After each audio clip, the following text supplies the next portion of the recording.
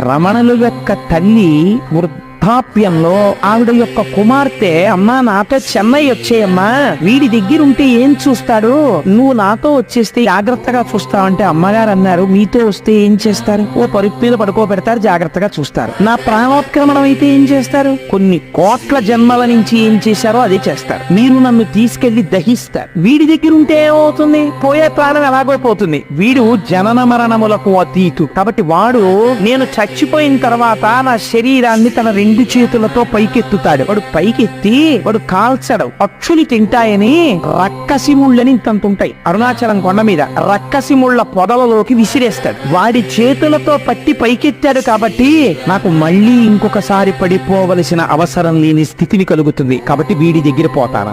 ఈ మాట తల్లి అన్నందుకు కొన్ని కోట్ల జన్మలు అనుభవించవలసిన పాపపుణ్యములను ఆఖరి రోజున తీసేసి మోక్ష